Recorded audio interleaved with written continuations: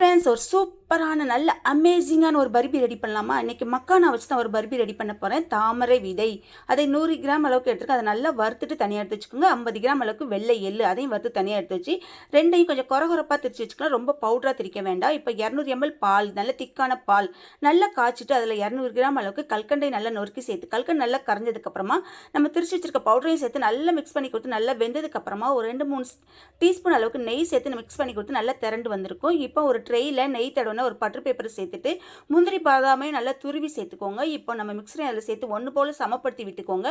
இதுக்கு மேலே கொஞ்சம் முந்திரி பாதாம் துருவி சேர்த்துட்டு ஒரு மணி நேரம் அப்படியே வெளியே வச்சிங்கன்னா நல்லா செட் ஆயிரும். இல்லைன்னா ஃப்ரிட்ஜில் வச்சுட்டு ஒரு 1/2 மணி நேரத்தில் எடுத்துடலாம்.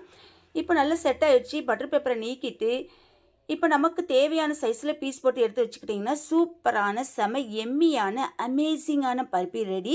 நீங்களும் செஞ்சு சாப்பிட்டு பார்த்துட்டு எப்படி இருந்துச்சுன்னு கமெண்ட் பண்ணுங்கள். வீடியோவுக்கு லைக் பண்ணுங்கள். என்னோட சேனலை